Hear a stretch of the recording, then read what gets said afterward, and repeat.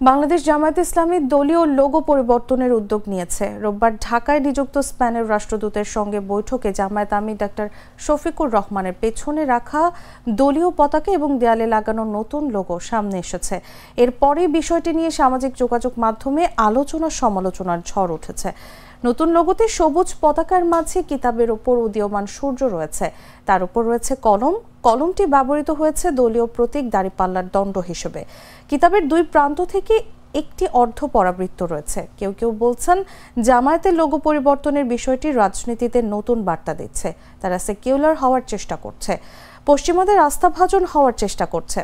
জানতে চাইলে জামায়াতের কেন্দ্রীয় নির্বাহী পরিষদ সদস্য ও সহকারী সেক্রেটারি জেনারেল মাওলানা আব্দুল হাকিম বলেন, আমাদের লোগো পরিবর্তন করা হচ্ছে। আমিরের নির্দেশনায় বেশ কয়েকটি লোগো ডিজাইন করা হয়েছে।